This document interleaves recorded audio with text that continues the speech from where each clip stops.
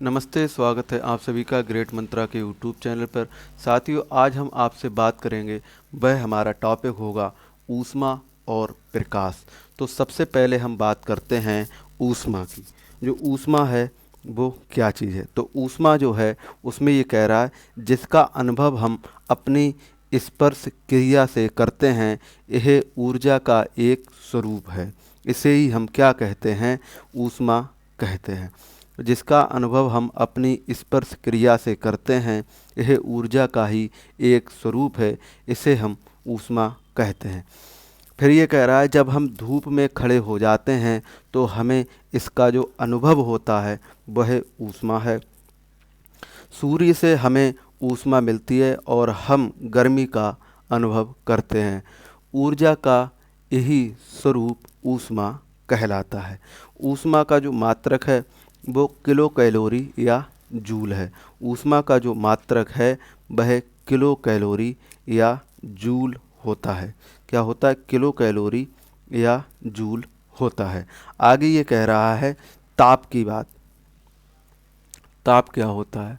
तो ये ताप में कह रहा है कि पदार्थ में उपस्थित ऊष्मा के द्वारा उत्पन्न एक ऐसी अवस्था जो उस पदार्थ को अन्य पदार्थ के संपर्क में लाए जाने पर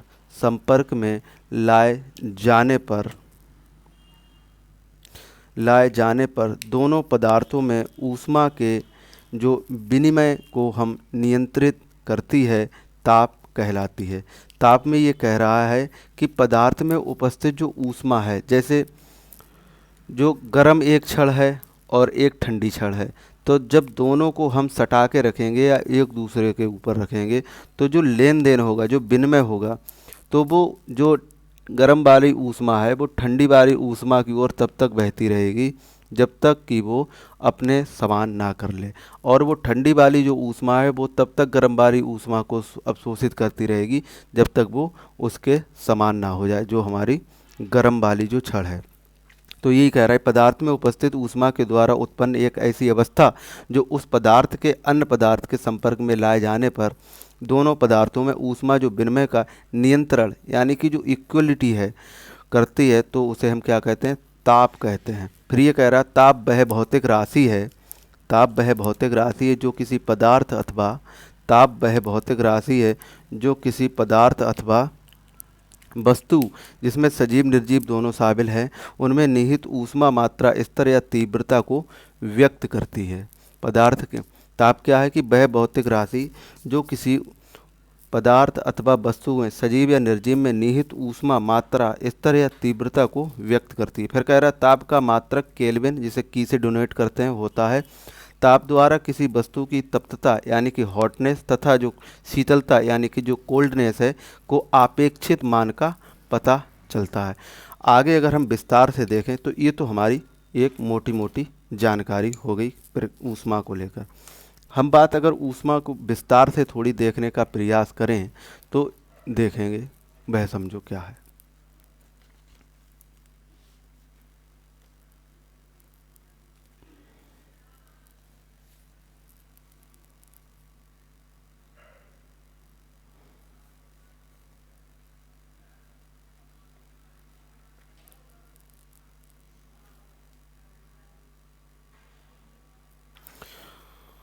तो इसमें ये कह रहा है कि जो ताप मापने के जो क्या बोलते हैं पैमाने, तो सबसे पहला जो पैमाना है उसमें ये कह रहा है सेल्सियस है, फिर फ़ारेनहाइट है, फिर केल्विन है, फिर रूमर है।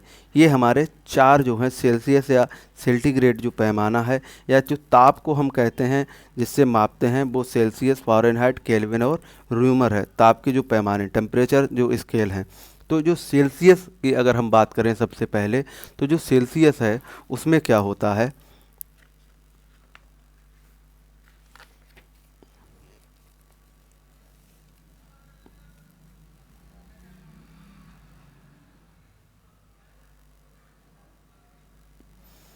जो सेल्सियस है,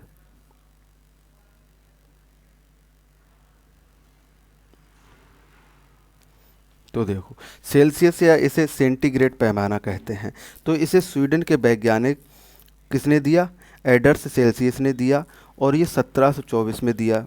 इस एक वायुमंडलीय दाब 0.76 मीटर पारे का जो स्तंभ है पर हिमांक यानी कि जो फ्रीजिंग पॉइंट है 0 सेल्सियस तथा क्वथनांक यानी कि जो बॉइलिंग पॉइंट है 100 सेंटीग्रेड होता है तथा इसके प्रत्येक भाग में 1 सेंटीग्रेड जो होता है सेल्सियस इसे कहते हैं प्रत्येक भाग को। फिर है अगर फ़ारेनहाइट की बात करें तो फ़ारेनहाइट में ये कह रहा है, जो फ़ारेनहाइट की अगर बात करें तो इसे जर्मनी के वैज्ञानिक डेनियल गैब्रियल फ़ारेनहाइट ने 1710 में से विकसित किया और इसे हिमांक 32 होता है और क्वथनांक इसका 212 होता है। 180 बराबर भागों में से विभाजित किया जाता है और 1 फ़ारेनहाइट यानी कि 1 डिग्री फ़ारेनहाइट से बोलते हैं। अगर हम बात केल्विन की करें तो केल्विन में ये क्या कह रहा है, तो जो केल्विन होता है, केल्विन में ये बता रहा है कि इस पैमाने का जो आविष्कार किया वो लॉर्ड केल्विन ने किया, उसी के नाम पर इनका केल्विन नाम रखा गया। उसी पैमाने का नाम जो है केल्विन के नाम के आधार पर रखा गया। 1852 में विकसित हुआ और इसे हिमांक तथा अधोबिंदु यानी कि 273 केल्विन तथा क्वथनांक अथवा ऊर्ध्वबिंदु यानी कि 273 केल्विन होता है। ठीक है, इस दोनों बिंदुओं के मध्य की दूरी को 100 बराबर भागों में विभाजित किया जाता तथा प्रत्येक भाग को 1 केल्विन कहा जाता है। 1 केल्विन पैमाने पर जो मापे गए ताप को परम ताप कहा जाता है, इसलिए यह पैमाना परम ताप पैमाना भी कहलाता है। अब ये कह रहा है परम शून्य, तो ये परम शून्य है, कह रहा है किसी वस्तु का जो न्यूनतम स्वरूप जो होता है ताप वो परम शून्य ताप कहलाता है, जिसे हम 273 जो है सेंटीग्रेड के बराबर होता है। कहा जाता है कि इसे ओके से व्यक्त करते हैं, जो परम शून्य है इसे हम ओके से व्यक्त करते हैं। अब ये जो र्यूमर जो पैमाना है वो समझो, तो र्यूमर जो पैमाना है इसमें ये कह रहा है कि इस पैमाने को फ्रांसीसी वैज्ञानिक डी र्यूमर ने 1730 में विकसित किया और इस तापमापी को हिमांक जो है क्या बोलते हैं 0 तथा जो है क्वथनांक इसका 80 क्या बोलते हैं र्यूमर होता है। इन दोनों बिंदुओं के मध्य की जो दूरी होती है वो 80 बराबर होती है और प्रत्येक में 1 र्यूमर विभाजित किया जाता है। अब ये जो सेल्सियस है, केल्विन है, फ़ारेनहाइट है और ये जो र्यूमर पैमाने के जो स्तंभ हैं वो कैसे करके हम इसे देखते हैं। देखो, जो सेल्सियस है, सेल्सियस फिर इसके बटे 100 है और जो केल्विन है तो इसका 273 बटे कितना आएगा 100 और जो फ़ारेनहाइट है उसका 32 बटे 180 आएगा और जो र्यूमर है इसका 0 बटे 180 सॉरी र्यूमर है इसका 80 आएगा। तो सेल्सियस को सी से और केल्विन को के से, फ़ारेनहाइट को एफ से और र्यूमर को आर से डिनोट करते हैं। अब ये कह रहा है कि 40 सेंटीग्रेड पर जो सेल्सियस और फ़ारेनहाइट का जो ताप होता है वो एक समान होता है, कितने पे 40 सेंटी। तो ये बात समझनी जैसी। फिर ये आगे कह रहा है कि जो तापमापी है, तापमान यानी कि जो थर्मोमीटर है उसके लिए तापमापी यंत्र है, इसका उपयोग ताप तथा प्रवणता यानी कि टेम्परेचर ग्रेडियंट का मापन किया जाता है। ताप प्रवणता वह भौतिक राशि जो किसी विशिष्ट स्थान पर पारिता ताप में होने वाले परिवर्तन की जो दर है उसकी दिशा को प्रदर्शित करती है। फिर ये कह रहा है आगे अगर हम बात करें कि द्रव्यमापी जो लिक्विड जो होता है हमारा उसको ये मापने की बात कर रहा है। तो लिक्विड जो है उसको कैसे मापते हैं ये समझो। लिक्विड में ये कह रहा है ये तापमापी तापीय परिवर्तन के साथ द्रव्य के आयतन में परिवर्तन सिद्धांत पर कार्य करता है। ऊष्मीय प्रसार जो थर्मल टेम्परेचर है के गुण पर आधारित है। इस तापमापी की कांच की केस नली और द्रव्य स्तंभ ऊंचाई तापमाप के लिए उपयोग होती है। अब जो अल्कोहल जो जिसे हम डिग्री चेक करते हैं कि 12 डिग्री है कि 4 डिग्री है कितनी है, जैसे वो हमारी वियर जितनी भी होती हैं वो 4 डिग्री पे होती हैं और जो क्या बोलते हैं जो और जो अन्य ब्रांड हैं वो 12 प्लस से ऊपर जब जाते हैं तब वो हमारी शराब में गिनी जाती है। तो इसमें ये कह रहा है कि वह तापमापी जिसमें मुख्यतः द्रव्य के रूप में एथिल अल्कोहल का प्रयोग किया जाता है, एथिल अल्कोहल तापमापी कहलाता है। तो तापमापी ठंडे प्रदेश जो है वहाँ अधिक प्रयोग किया जाता है, क्योंकि एथिल अल्कोहल का जो हिमांक जो होता है यानी कि जो हिमांक यानी कि जो बर्फ़ बनने की जो स्थिति होती है वो 114 सेल्सियस पर जमता नहीं है। वहाँ कहाँ, जहाँ जो है हमारे ठंडे प्रदेश हैं, कारण यही जमता नहीं है। फिर ये कह रहा है पारा तापमापी। अब ये पारा जो तापमापी है इसमें ये कह रहा है कि ऐसे तापमापी जिसमें द्रव्य के रूप में पारे का प्रयोग किया जाता है पारा तापमापी कहलाता है। मानव शरीर का जो तापमान है वो पारा तापमापी के प्रयोग से किया जाता है। इसे क्लिनिकल या डॉक्टरी थर्मामीटर हम कहते हैं। आगे अगर हम बात करें तो वह है हमारा जो संपूर्ण विकिरीकरण जो उच्च तापमापी है उसकी।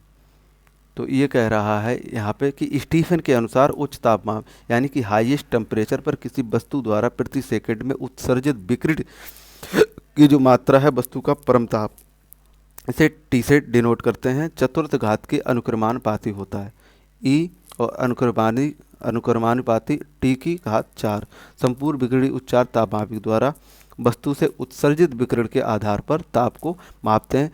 इसे के माध्यम से हम क्या बोलते हैं 800 सेल्सियस से 3000 सेल्सियस का जो ताप है वो माप सकते हैं। किससे? संपूर्ण विकिरण उच्च ताप है, जो हमारा स्टीफन के अनुसार जो उच्च ताप है इसके। तो ये हमारी बात हुई ऊष्मा की। अगर हम बात करें आगे चल के प्रकाश की, तो जो प्रकाश है वो हम जरा समझते हैं। प्रकाश में ये बात कह रहा है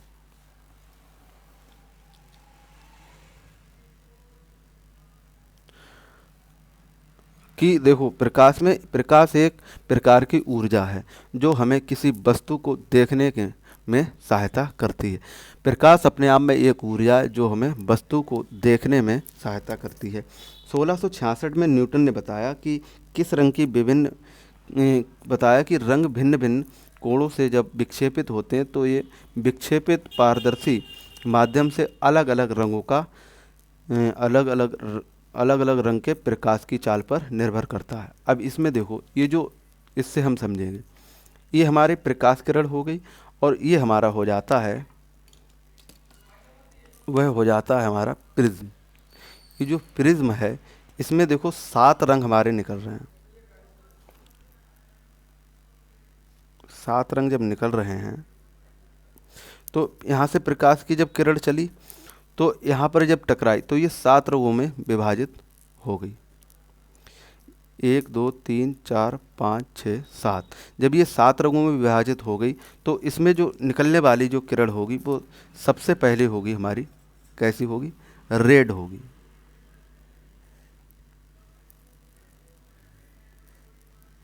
तो रेड हो गई, फिर हमारी ऑरेंज हो गई, फिर येलो, ग्रीन, ब्लू और जो है इंडिगो और वायलेट हो गई।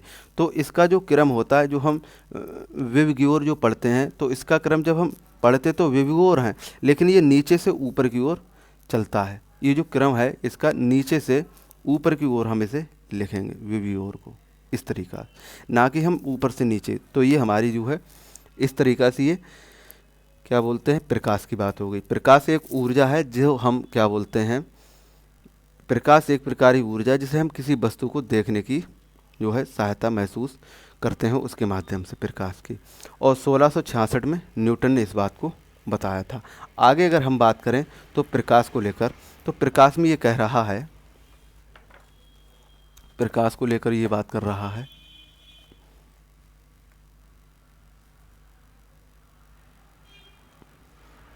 जो समझने जैसी चीज़ है यहाँ पे वो ये है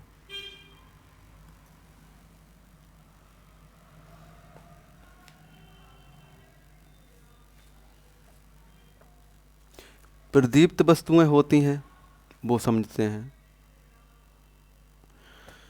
तो ये जो प्रदीप्त वस्तुएं, अब प्रदीप्त का अर्थ हुआ जो क्या बोलते हैं जलती हैं। जैसे क्या क्या जलता है? सूर्य, बल्ब और मोमबत्ती, ये हमारी प्रदीप्त वस्तुएं कहलाएंगी। जो यानी कि प्रकाश को उत्सर्जित करती हैं वो हमारी प्रदीप्त वस्तुएं कहलाती हैं। और जो अदीप्त या अप्रदीप्त जो वस्तुएं हैं वो वस्तुएं वे हो जाएंगी जो उनके माध्यम से जो है चमकती हैं। जैसे प्रकाश की उपस्थिति में दिखाई देने वाली जो वस्तुएं हैं, प्रकाश की उपस्थिति में दिखाई देने वाली जो वस्तुएं हैं वो कहलाती हैं अदीप्त। जैसे क्योंकि इसमें स्वयं का प्रकाश नहीं होता, जैसे हमारे पास है कि वस्तुएं और चंद्रमा। आगे अगर हम बात करें पारदर्शक वस्तुएं, तो जिन वस्तुओं से प्रकाश आर पार चला जाता है उसके लिए हम कहते हैं पारदर्शी, जैसे कांच।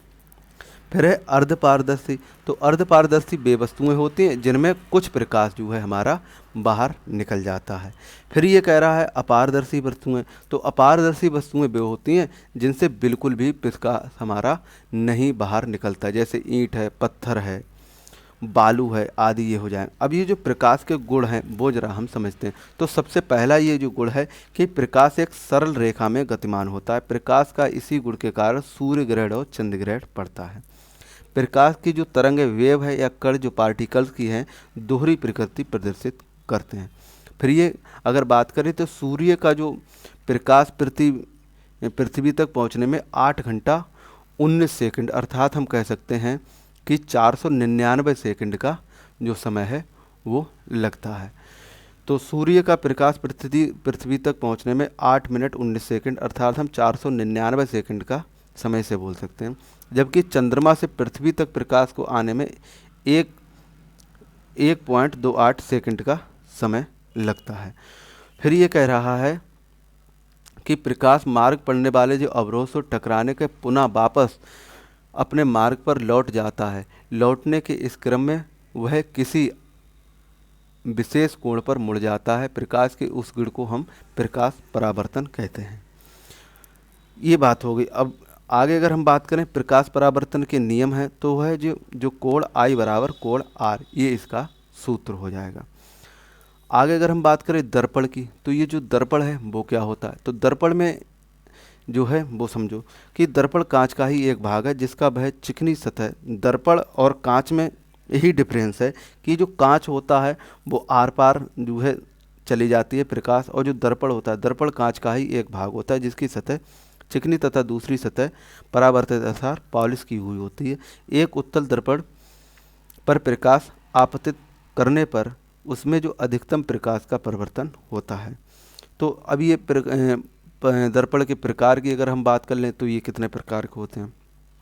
एक होता है समतल दर्पण, एक होता है गोलीय दर्पण। गोलीय दर्पण के अंतर्गत उत्तल दर्पण और अवतल दर्पण आते हैं।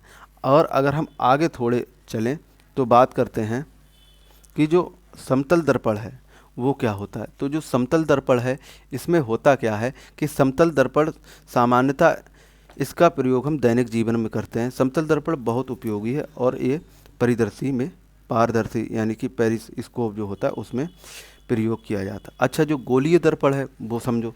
जो गोलीय दर्पण है उसमें ये कह रहा है गोलीय दर्पण में कि ऐसा दर्पण जिसके परावर्तक सतह एक खोखली गोले का भाग हो अथवा गोलाकार हो से निर्मित हो, गोलीय दर्पण कहलाता है। गोलीय दर्पण सामान्यतः कांच को एक टुकड़े पर चांदी यानी कि जो सिल्वर का लेप करके बनाया जाता है।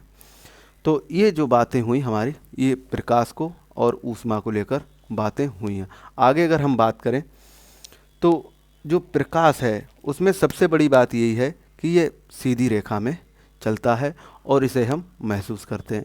ऐसे ही अगर हम बात करें जो प्रकाश की तो प्रकाश हमारे 7 रंगों में विभक्त होता है। तो ये छोटी छोटी बातें हमारी रहीं आज ऊष्मा और प्रकाश को लेकर। इससे आगे का नेक्स्ट लेक्चर में डिस्कस करेंगे। तब तक के लिए टाटा और बाय बाय, जय हिंद।